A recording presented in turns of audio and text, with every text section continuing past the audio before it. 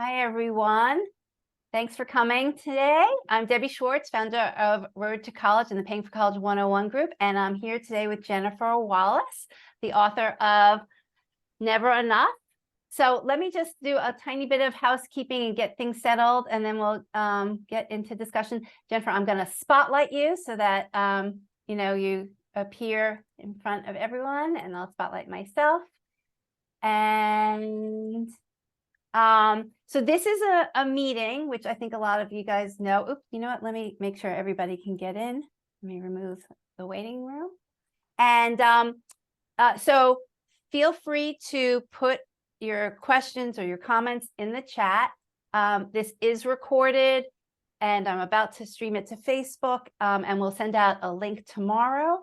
And so actually, if you can give me 2 minutes while I do all that. And Jennifer, maybe if you could just give a little background on yourself and kind of like, what you did before you got involved in this book. Awesome. I am so happy to be here. I am a proud member of this community as a parent of 3 teenagers, including 1 senior who's currently applying to college. And I'm so thrilled to be able to talk to my group, my people. So before I wrote this book, I've been a journalist for 30 years. My first work in journalism was at 60 Minutes, CBS. I was a producer for Morley Safer. If you guys remember him, the young people don't, but he was an amazing producer. And by the way, didn't go to college. Really? Yes, and several 60 Minutes, writers and executives did not go to college. But Morley was one of the best writers that I'd ever encountered. So then when I had my children, I moved over to print journalism. My husband travels a lot for work, and so one of us had to stay home. So that was me. And I've been writing for the past dozen years or so, freelance for the Wall Street Journal and the Washington Post. And then 4 years ago, I wrote a book proposal. Okay, got it. So I wrote a book proposal, and it was never enough. Should I tell you a little bit about that? Should I tell you how I got to, should I just start? Well, before we do, let me just say one thing. Today's session is actually sponsored by GradGuard. And if those of you who aren't familiar with GradGuard, they are the #1 provider of college renters and tuition insurance. And we do a lot of work with them. If you're a parent who has a rising senior, you're probably not aware of them because you don't really need to know about them until your student gets in. And you have to think about what the cost of this, education is. It's the 4-year cost, and it's an investment, as we're going to talk a little bit about, and that's probably what causes a lot of anxiety.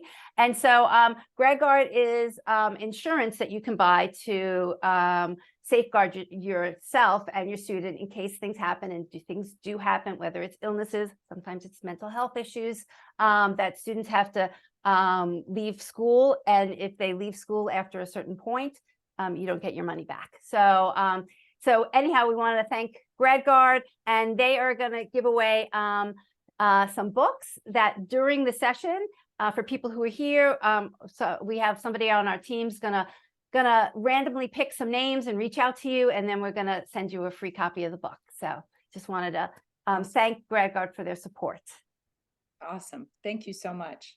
Yeah. So Jennifer, I'd love to know more about how you got on this topic in particular, because I think there's kind of like a history of how you found, both personally and professionally, that this was an important topic. Yeah. So over the years, as I mentioned, I have 3 teenagers. I have an 18-year-old, I have a 16-year-old, and I have a 13-year-old. And over the years, I'd noticed just how different my kids' childhood was from my own. I consider myself to have similar values to my parents. I really believe in family time and time with friends and family dinners. And yet I was finding family dinners were often hijacked with homework or after school activities. Our weekends were not necessarily always spent as a family, but rather my husband and I running all around the tri-state area. I live in New York City, bringing our kids to travel games. And so I was wondering, how did we get here? How did childhood become so competitive and so busy?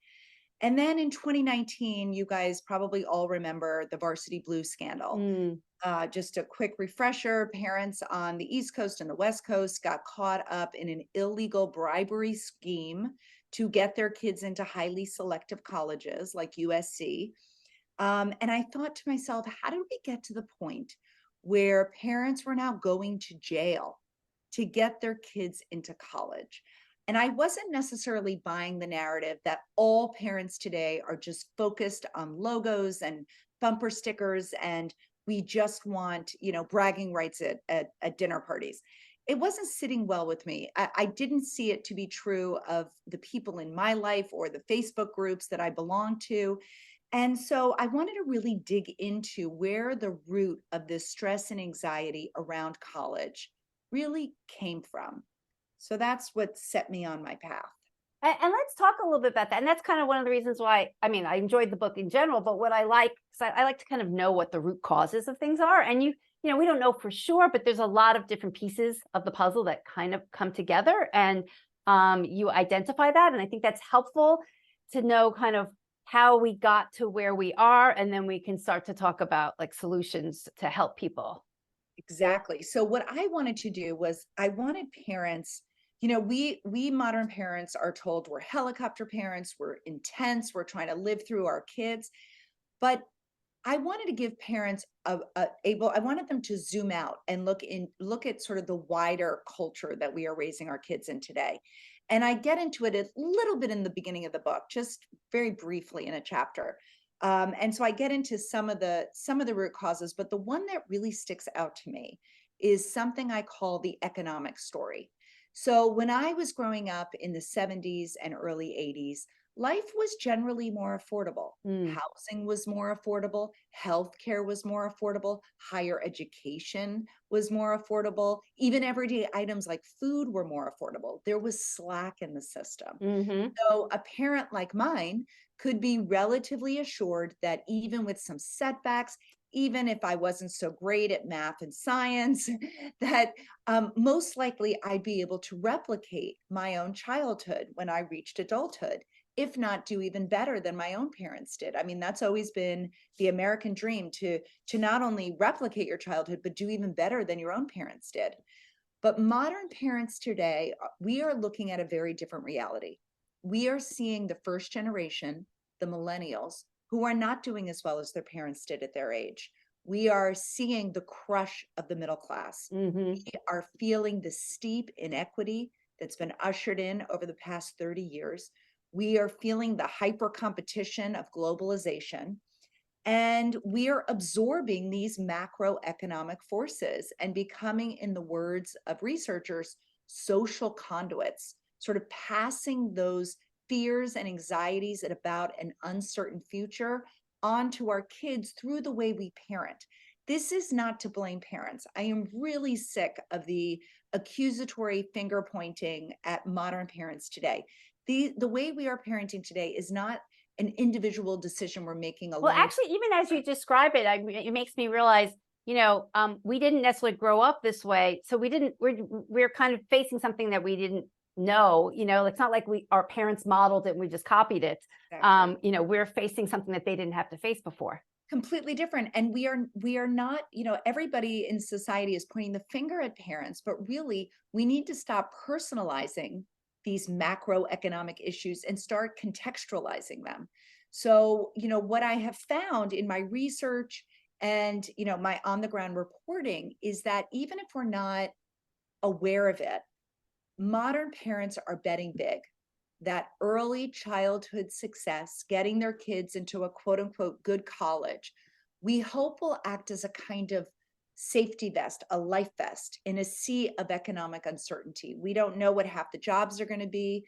We hmm now AI is on the scene. What's hmm that going to do? So there is, it's always been the job of a parent to raise a kid who will thrive in the future, but never has the future felt so uncertain and fraught.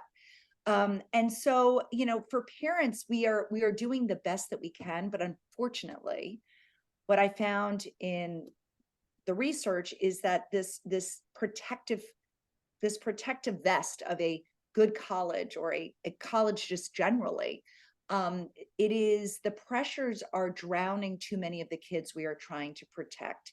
There is a better way. And so while in the beginning of the book, I talk about the problem, I spend the whole rest of the book talking about solutions. And there are practical things we can do as families to fight against these bigger, factors that we can't control. So you mentioned like the economic pressure. Quite honestly, to tell you the truth, it was one of the reasons why I got involved in this space, because I worked in personal finance, kind of helping people save money for important, milestones. And it was the first time that I saw that this was one financial decision that could impact two generations at the same time, which there really isn't a financial decision like that in a family's life. So this one decision about where your child goes to school impacts the parents' finances and the student's financial future. And that's huge. And that just adds to this pressure that we're talking about. Yeah, I mean, many of the parents I interviewed for this book, it wasn't that they were trying to get their kids into Harvard and Yale. It was that they were trying to get their kids into an affordable college, the state schools, which have become so much more competitive, or trying to get scholarships so they could actually afford college for their families.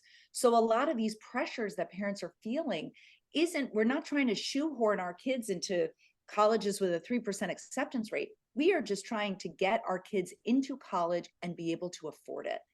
And so that to me was what I found to be a huge stressor among modern parents. And Jennifer and I were talking before we got on, because that's a lot of what we try and teach and educate families about is that in order to afford college, one of the best ways is to find a school that your student can receive merit scholarships at. And then there's that pressure of them receiving the merit scholarship. There is, unfortunately, a connection between how well they do in high school and how much money they could potentially receive.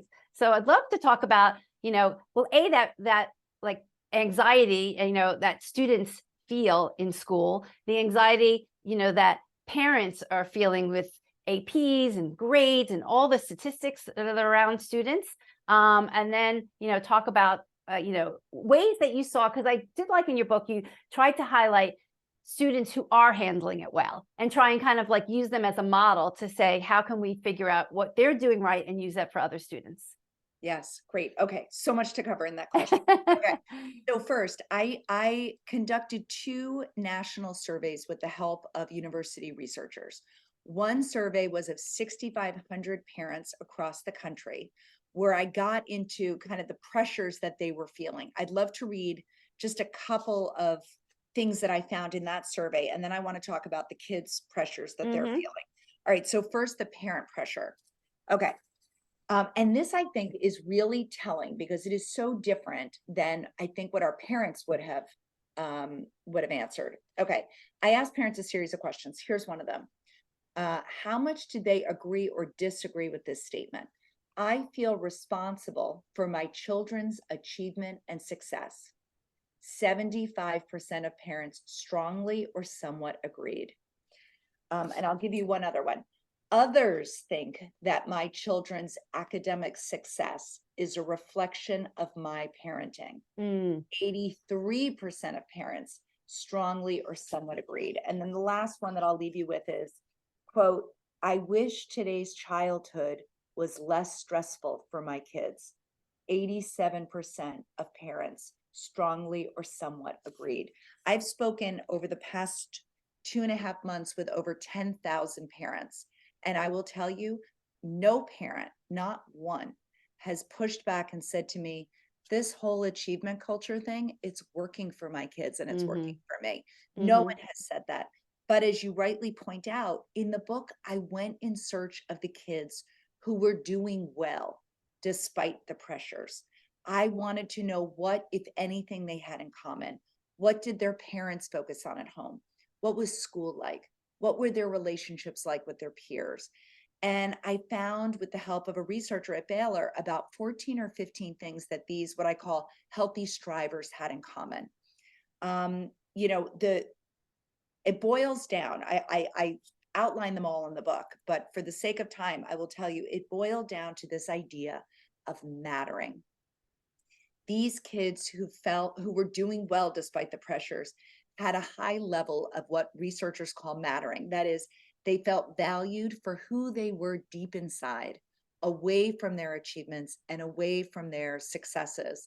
And importantly, they were depended on and relied on to add value back to others in their family, in their schools, in their wider communities. So these kids had a high level of mattering that acted like a kind of protective shield. It didn't mean that they didn't have setbacks and failures or obstacles in their way. Sometimes they were anxious and depressed, but what mattering did is it acted like a kind of buoy that lifted them up. The kids I met who were suffering the most fell into two camps.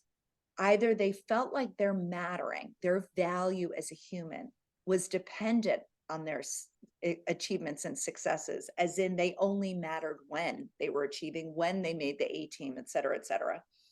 And the other group who were struggling, and this surprised me, but it makes perfect sense, is kids who felt like they were important and significant to their parents, but they were never relied on or depended on to add value back to anyone other than themselves and their own resumes. So what these kids lacked was what I call social proof that they mattered. They heard it in their parents' words, but they didn't actually see in any way how their lives were making a positive impact on anyone else. I'd love to read you, just because as a parent, this was so eye-opening to me. I surveyed 500 young adults, ages 18 to 30, but most of the kids were in college who filled out this survey. And I was kind of stunned because every parent I have ever met in my life and every parent I talked to for this book and surveyed, they all loved their kids unconditionally. They all wanted just the best for their kids. But what I've heard over and over again was how the kids weren't receiving their parents' love as unconditional. And so a few of my questions in the student survey really hit on this. More than 70% of the young adults, these college-age students that I surveyed, reported that they thought their parents valued them more when they were successful at school. 50% of them went so far as to say they thought their parents loved them more when they were successful, with 25% of students saying they believed this a lot, the highest measure that my survey allowed. When I asked the kids whether they agreed or disagreed with this statement, I feel like I matter for who I am at my core, not by what I achieve. A surprising 25% of students said they only believed this a little or not at all. Oh, wow, that's So sad. 1 in 4 students believed that what they achieved, not who they were, was what was most valued and important to their parents. And a lot of what you're sharing isn't just for families, at the one end of the social economic spectrum. It's really, you found it's across the board. Across the board. Across the board. These pressures might be, I certainly didn't want to write a book about the 1% or the top 10%. Many of the families that I interviewed fell, in middle class and above, but I certainly spoke with families in the lower third of the socioeconomic system that we find ourselves here in the US with. And they felt these intense pressures just as much as parents in middle and upper middle class families. So, actually, when I finished your book, I thought, it's useful for parents at kind of all stages, but I'd really love to get it to the parents in elementary school. You know what I mean? Like, because, they can kind of hopefully start fresher and kind of, not have any of these issues. But what type of advice can we give to the parents who are kind of in it now? Their students are in high school. Maybe they've made mistakes. They're in these communities, and I kind of didn't know this phrase, but it was thought of like the phrase, what'd you call it? Super zips? Super zips. Yeah. Maybe if you can share a little bit what a super zip is. And so sociologists have been noting how as a country, we've been kind of coming apart, where parents who are generally college educated in white collar jobs tend to live in the same communities.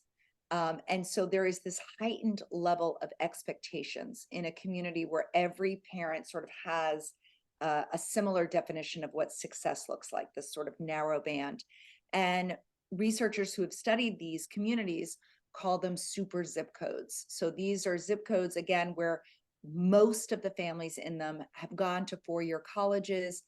The parents work white collar jobs. Again, not talking about 1% families. Right. These are two teachers. This could be a builder or a contractor, all different types. Just solid, good communities. Solid Yeah. communities, the kind of communities you want to raise your kids in, the kind of schools you want to send your kids to. But here's the problem. So in 2019, two national policy reports, one by the Robert Wood Johnson Foundation and the other by the National Academies of Sciences. These are two really important national reports that our government uses to set policies. They found a new group of at-risk kids.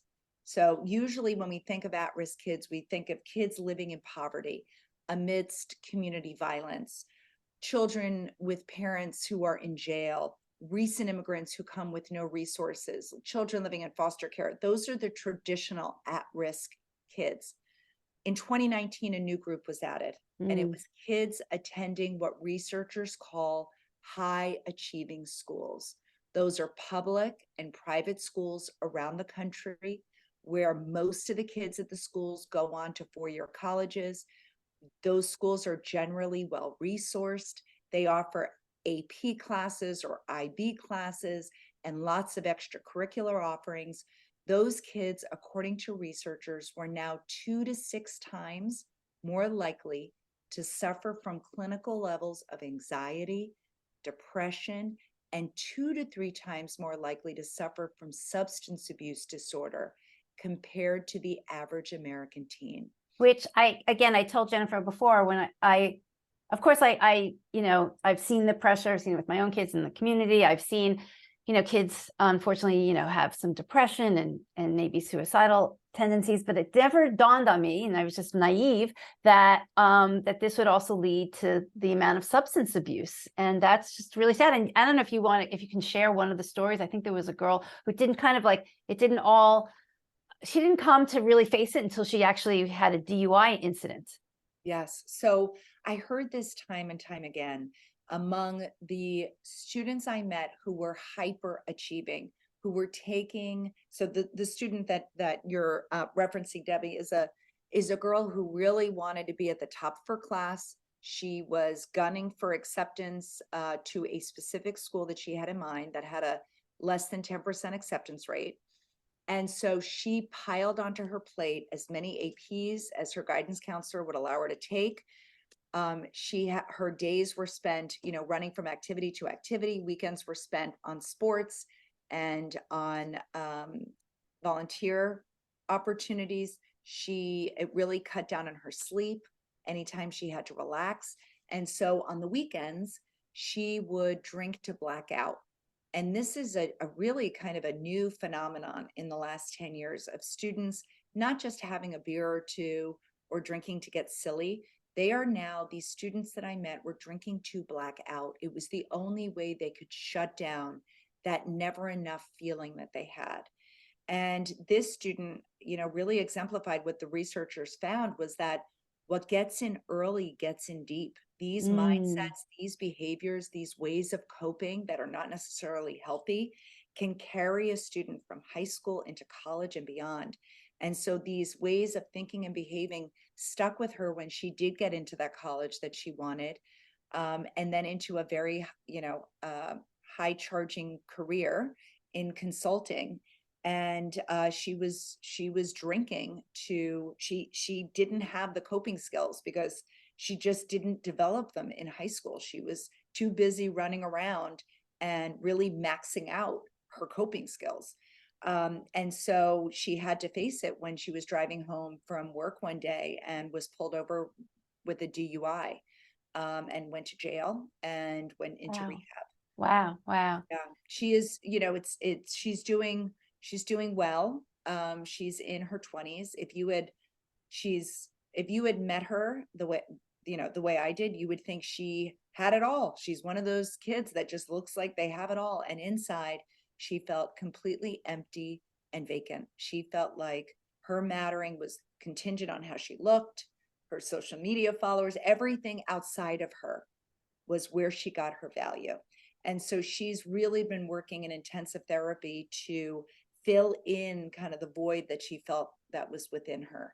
Well, you mentioned coping skills, and it's not that we as parents, we can't erase, anxiety or pressure. I mean, it's not that we can say it's never going to be there, but I think, to your point in this story is that we need to help them develop, how to cope with it and how, and I'd love to also talk about, like, how do we redefine what success is, or how does each family and student and parent define what success is that is, I guess, more normal?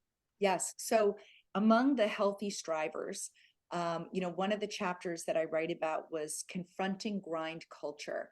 And what these parents often did that I met, and this, again, just to be clear, I met with hundreds of parents all over the country, not just in a few unique communities, from Maine to Washington State to California, Jackson, Wyoming, Cleveland, Ohio, Florida, Texas, you name it. I have Alaska. I interviewed parents in Alaska. And one of the common things that these healthy strivers that their parents focused on at home was to put up bumpers. So they said to their child, yes, we want you to enjoy achievement. We want you to enjoy a healthy level of ambition. But our job as parents is to make sure that what you are putting on your plate is doable. You need to be able to have 8 or 9 hours of sleep every single night, and we are going to enforce that as a family. You need to have every day in your life downtime. You need to have time with your family and friends. So we are going to look at your calendar and schedule with you. So what these parents said to their kids were, you are worthy of rest. You are worthy of protection. And the kids sometimes fought their, one of the stories that I highlight is a kid. I know there's a story that he wanted to take extra APs, right? Do AP sciences. And his mother said, no, I'm not going to let you do it. And they fought. And it's funny because I spoke with him 3 years after the fact, and he was still really angry about it. But, his mother said, I'm just not doing it. What she said to me is her job, as she saw it as a parent, was to help him while he lived under her roof, how to build a life that was manageable, that was balanced, the kind of life he wouldn't need drugs and alcohol to escape from, either in high school or in later life. So what she really focused on at home was enforcing a kind of balance. And I'll tell you, I don't reveal it in the book, but this boy actually, despite the fact that his mother limited his AP courses, he got into his first choice college, Dartmouth, for engineering. Wow. Yeah.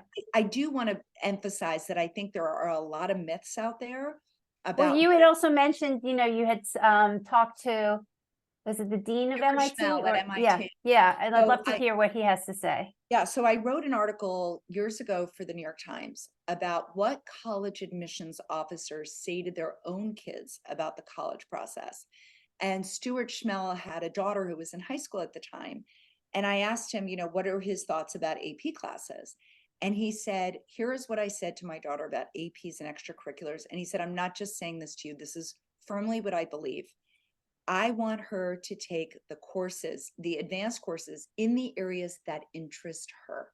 I do not want her, if she is a science and math person, I don't need an AP in English or history.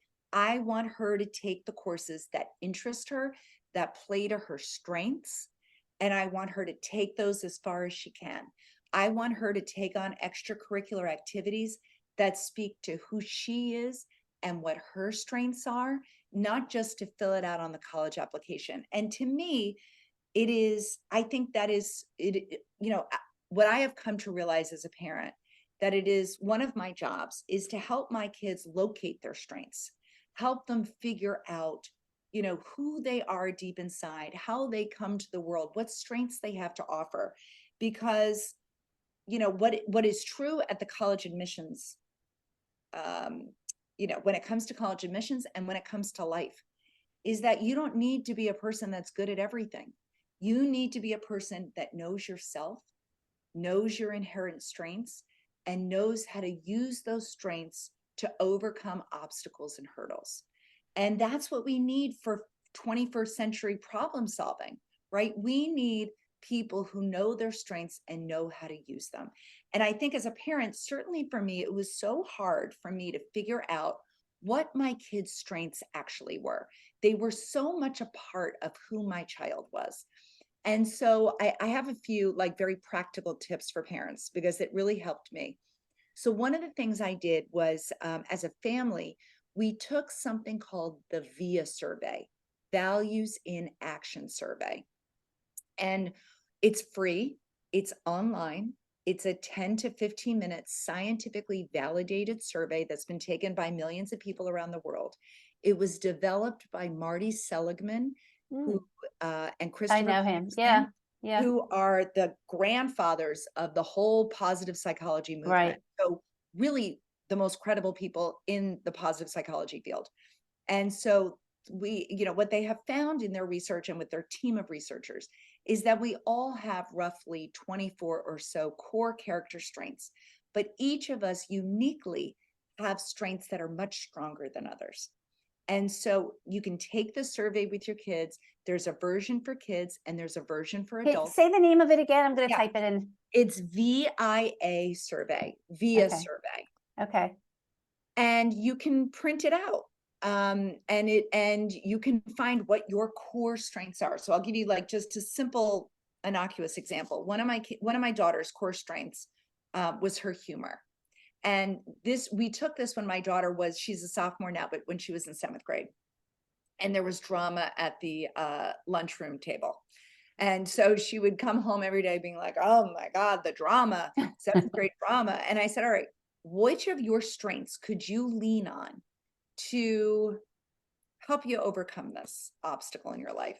And she looked and she said, humor. I know I could say something funny or sarcastic and kind of pop the tension in the room. And I said, that is a great coping strategy. It is that way. And I will tell you, she has found a way to use humor. And actually humor has been found to be an effective coping strategy. It's not that people who can see the humor in a situation doesn't mean they don't feel pain or they don't feel, sadness, but they're able to kind of zoom out and look at the bigger picture. And it is sort of found to be a great coping strategy. So anyway, go and take the survey with your kids, with yourselves, and boy, the kind of conversations you can have around it. And can I give 2 other really yes advice on this? Because to me, finding my kids' strengths.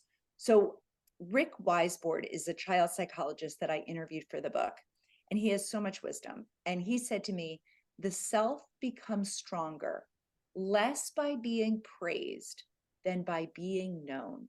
So what does that mean? So many of the kids I interviewed talked about how praise was another form of pressure from their parents.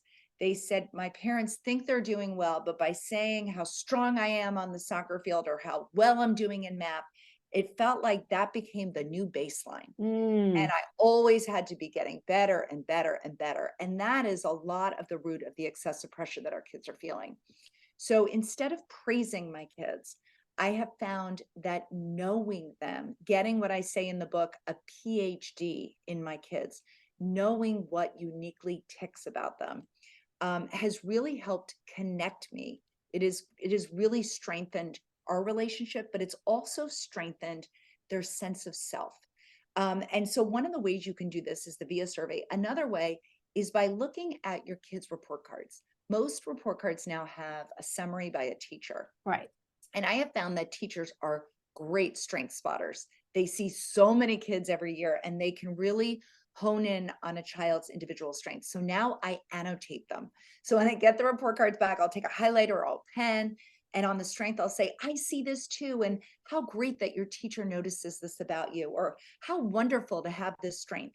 And then the last thing I'll say that we've started doing it at our family a few years ago, and it's really been effective, is on our kids' birthdays or on my husband and my birthday, we go around the table and we say one thing we love about the birthday boy or girl. And it's never, I love how you're doing in AP calculus. Right. It's always like, I love when your siblings are struggling with a math problem, that you'll stop what you're doing and you will help them solve their problem, or, things like that. So it is, to me, it has become a game changer. My kids now are able to describe who they are, and to be able to arm our kids with the knowledge.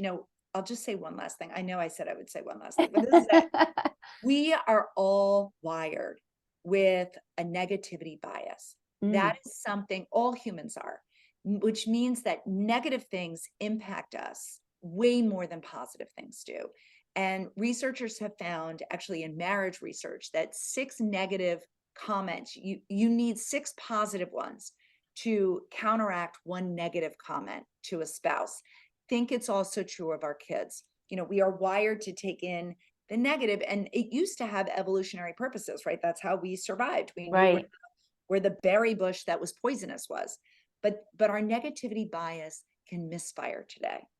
And what I'm here to say is, get a check on your negativity bias and really help your kids see the strengths inherent in them, because that is what is going to carry them through. That is what's going to lead to their success. Wow, so many good suggestions, and I appreciate you sharing what you did, with your own family. And you mentioned a little while back about like putting the guardrails on, and you also talk in the book. And to me, that's like that. I remember I had a friend I actually always admired, because she was really good at saying no. Like she would say like, no, I can't do that. And I'd be like, I'm really impressed that you can say no, and that's kind of the same thing about these guardrails. You're telling your kids, no is just as important as saying yes. But you also talk about, was it rejecting the premise? Yes. And which is a kind of a form of no, Mm-hmm. and I'd love you to kind of like talk more about that. Exactly. So I wrote this, so in my chapter, Confronting Grind Culture, I wrote a section that I really wanted to be a kind of standalone section that a parent could have their teenager read. And it's the section called Reject the Premise. So when my son was a junior, the senior now who's applying out, I had him read the section. And what I talk through in that section, it's only a couple of pages. And what I talk about is, first, so many of the kids that I met in my interviews really bought into the college myth, is how I refer to it, that a good life was found by going through a good college. And that's just simply not the case. The research does not bear that out. That, highly so what I wanted my son to understand is how exactly, first of all, that what a good college means very different things to many different people, and that it's really about fit over rank. And I can get more specific about that. But I start that section by really debunking, if there's the US News and World Report, if there is a bad guy in all of this, it's the US News and World Report. They, in 1983, were going bankrupt. They struck gold with this list. They found a way to, really stoke the fire and capitalize monetarily on parents' anxieties and fears. And so I showed my son, who really likes math and science, the scientific way that US News and World Report, their approach to their rankings. It is not at all scientific.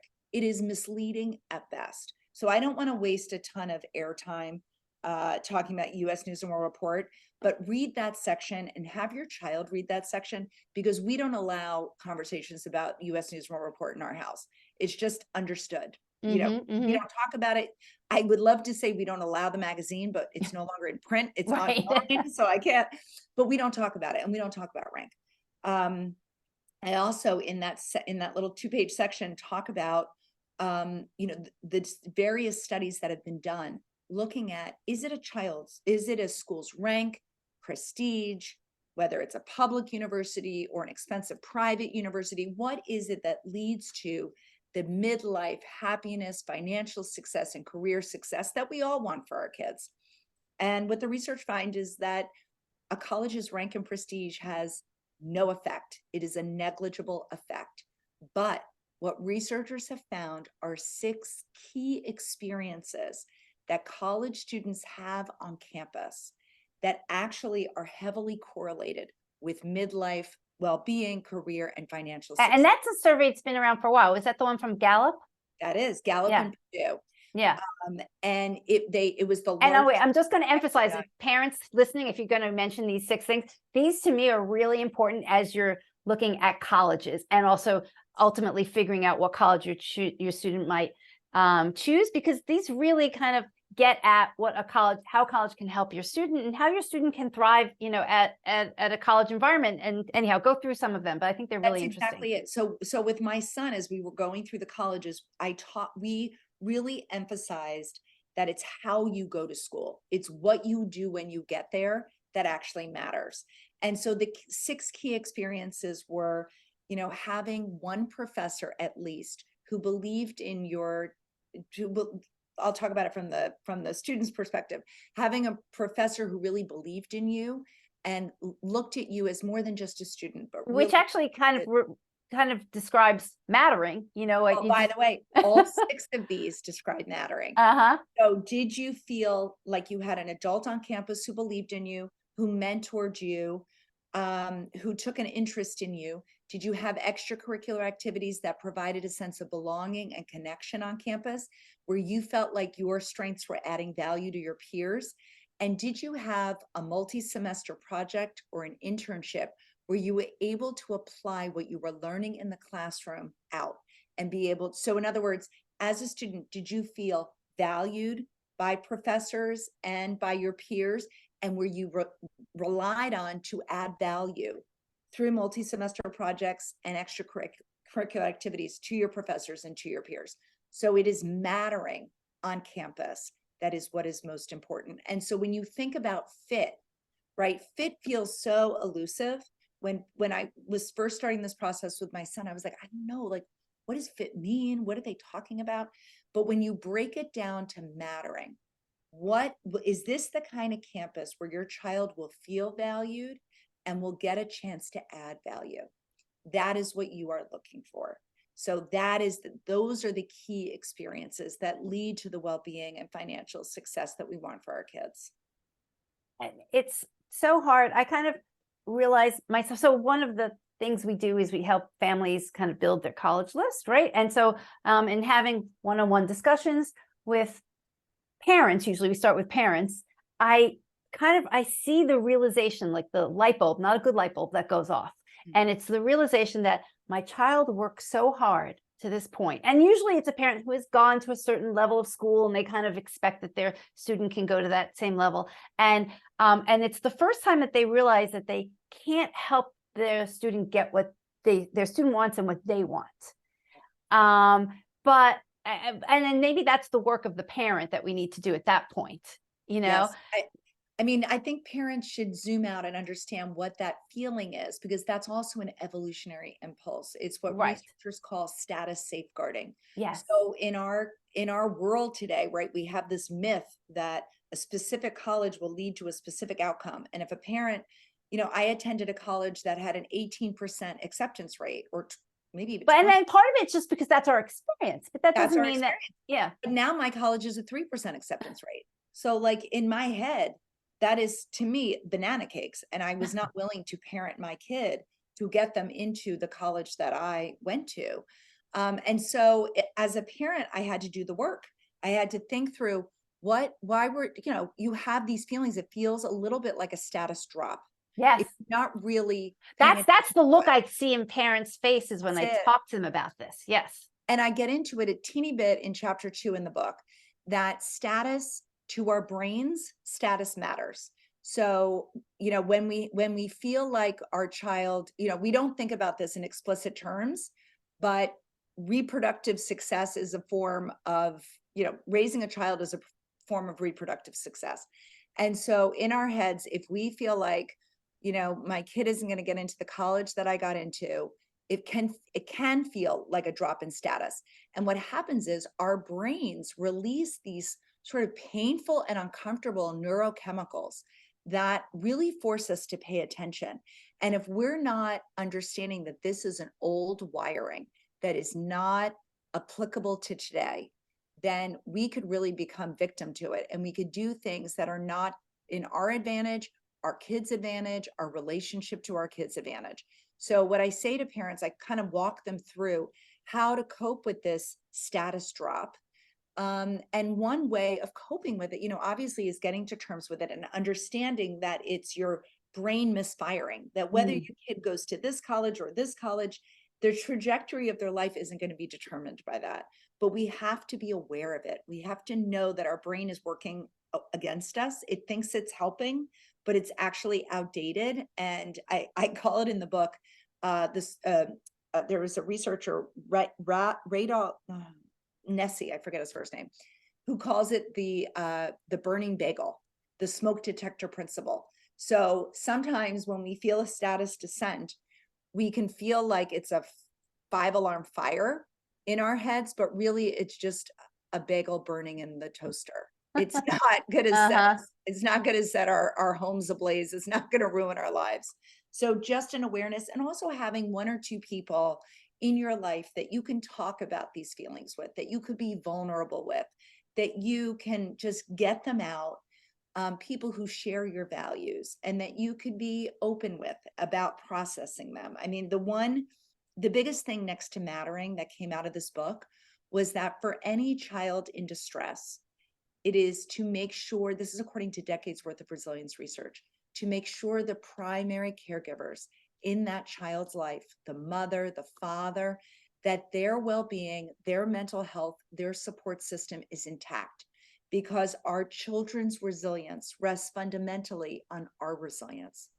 And our resilience rests fundamentally on the depth and support of our relationships. Mm-hmm. So in order for us to show up and be the first responders to our kids' struggles, particularly when it comes to this outsized stress about college admissions, we need to make sure that we are supported, Right. that we have trusted adults in our lives, that we can talk about our anxieties and our frustrations so that we could show up to be the sturdy supports that our kids need.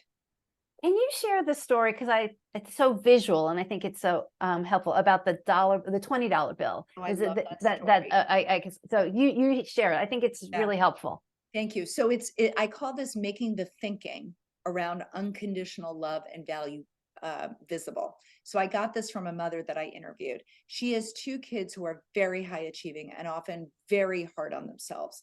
And she was like, no matter what I would say to them, it wouldn't get through their heads that I loved them no matter what. So what she started doing was, when they would come home with a bad grade, or if they got cut from a team, or rejected by a friend, she would reach into her wallet and she would grab whatever bill she had. Let's say it's a $20 bill. She would say to her child, do you want this money? And she'd say, wait, hang on. She'd wrinkle it up. She'd dirty it on the floor, dunk it dramatically into a glass of water. And then she would hold up this soggy, dirty, wrinkled bill. And she would say to her child, do you still want this money? And they would say, yeah. And she would say, well, like this $20 bill, your value doesn't change, whether you've been knocked down, cut from a team, got a bad grade. When you feel wrinkled up and soggy inside, your value is your value no matter what. And to me, that is just such a powerful way of reminding our kids that they are not their successes and they are not their failures. I will tell you, one of the strongest things that these healthy strivers had in common was that setbacks and failures were not an indictment of their worth. And I was just speaking with a group of 750 high school students. And one student raised their hand and she was like, can you give me a personal example of yours about mattering? And I was thinking back to 6th, 7th, and 8th grade in middle school. I ran for student council at president every year. And every year I lost. Mm. And it's kind of bizarre that I kept running. And I was thinking to myself, why didn't I get the message? Like, no one wanted me to be president. Here's why. Because I had, from my parents and from my peer group, a strong sense of being valued for who I was, so that setback, it wasn't an indictment of who I was. Oh, it was a temporary setback. I was sad not to get it, but it didn't bother me. And so what I found among kids who felt like they mattered for who they were inside, they weren't afraid to reach for high goals. They weren't afraid to put themselves out there because they knew that they had people around them. They had an inherent sense of worth that would buoy them up. Ooh, They wouldn't be, you know, down and out when they fail. Right, because that one failure isn't going to define the rest of their life. I mean, in fact, we have to learn from the failures. So if we want to really be high achieving, we have to believe that we matter no matter what. So on the kind of connected to that, and now I'm actually a blur. I don't know if this is in your book, if I read this from on an article, that you start telling your kids about, you're going to try as hard as possible, but then at some point you're just going to let go because the system is a lottery. And you actually found that was like that they could accept that. That is exactly right. So with my kids, I've explained to my kids, which kind of relates to what you were saying. I mean, like, Exactly. get as strong a sense of who you are, feel comfortable with that, and then you're gonna do as well as you want to do and can do, and then you let it go. Exactly. I said, go for it. Take the classes that you can manage, go for the activities, apply where you want to apply, but then also apply to schools that you actually will get into. And then know that it's out of your hands, that it is really operating now like a lottery. And frankly, that's what a lot of life is. I wrote this book, I had no idea that it would be a New York Times bestseller. And I said to my kids, I am putting all my energy. But you had a conviction in the topic. Exactly. I'm doing the best. And what I really want is for this book to change parents' lives and kids' lives. If I hit the New York Times bestseller list, that's a bonus. But what I really want is for this book to be received the way I want it, that I intend it to. And so actually, when I found out, I was with my family. I remember we were outside in the backyard, and I got a text from my editor, and she was like, number 6 on the, debuted at number 6 on the New York Times bestseller list. And I said, kids, it hit the bestseller list. And my daughter's like, why aren't you jumping up and down? And I said, because yeah, I'm happy, but this isn't defining me. And so I've become very intentional with my kids about how I respond to the failures and the successes in my life. When I have things that don't work out, an interview that didn't go as well as I wanted to, or whatever it is, or I make a mistake, I'll actually model out loud to my kids, I'm so frustrated I did that. I know better than this. Okay, I've beaten myself up enough. It's time to move on.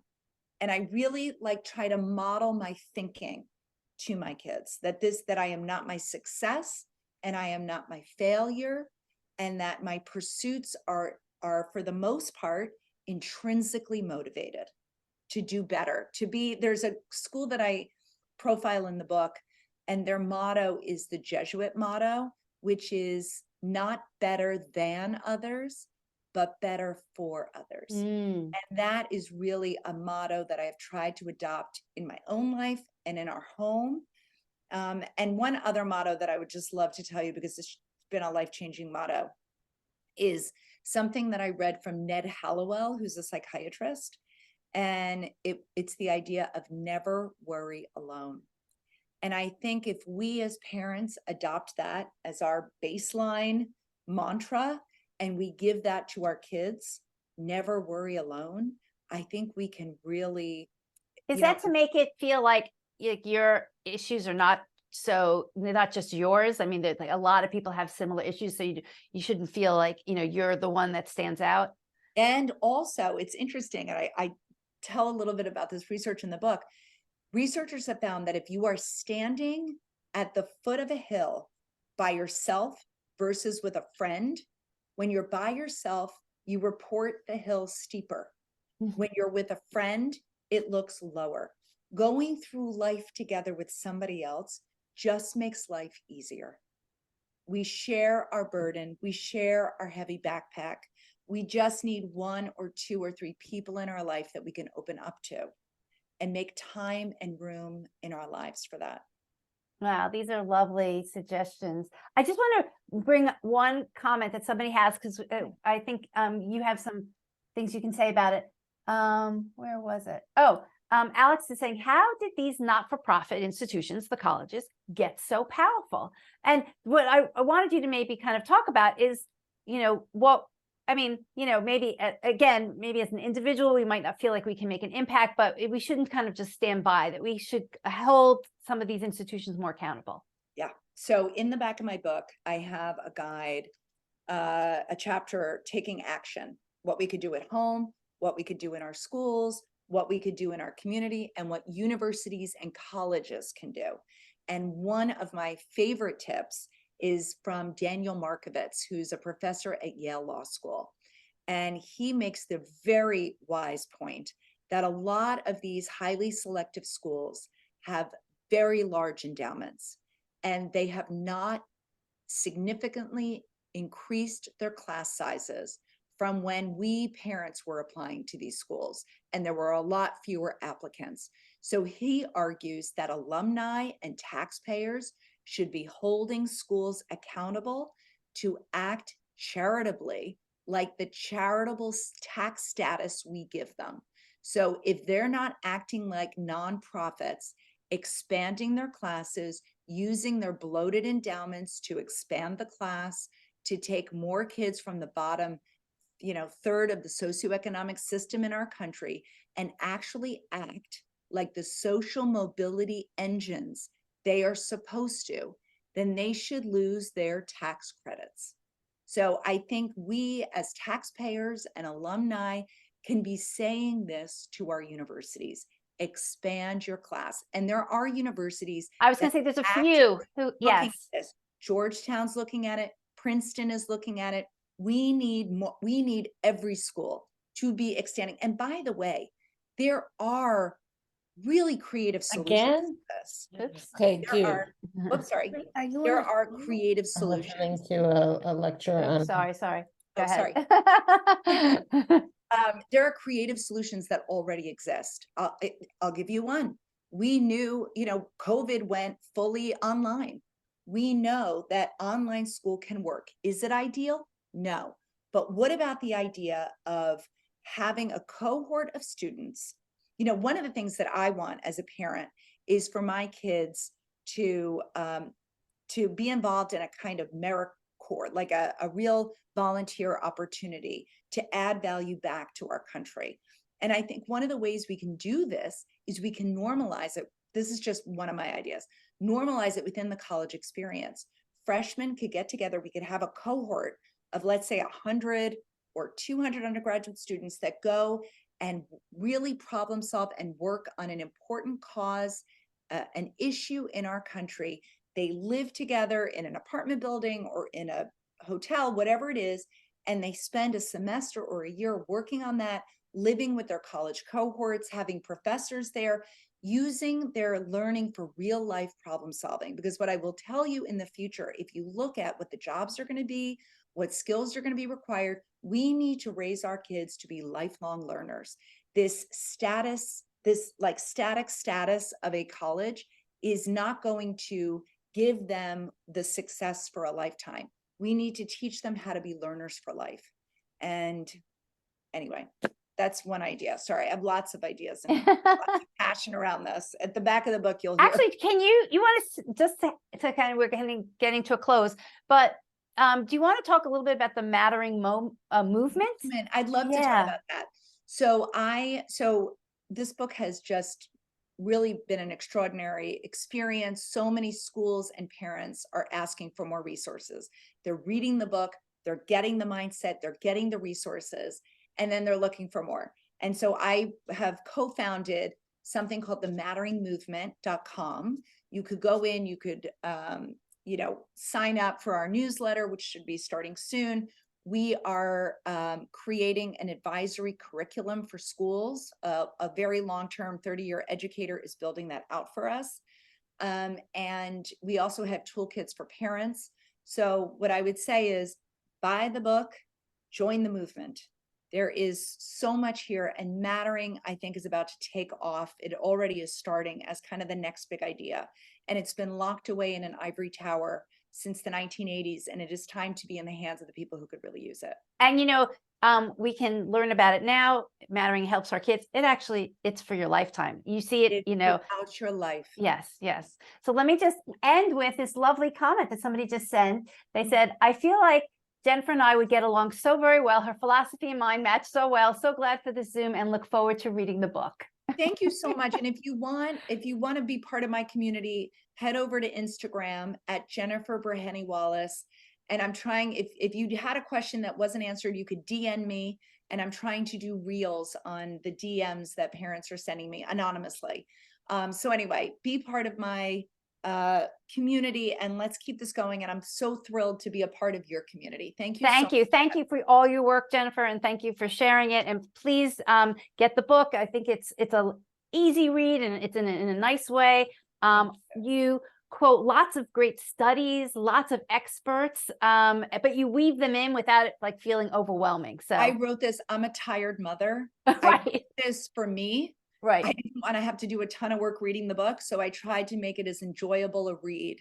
And it definitely is. Thank you so much, Debbie. Thank you, everyone, for coming during the Thank middle you, of the guys. day. Okay, Thank thanks, you. Thank you Jennifer. so much. Bye, Take everybody. care. Bye.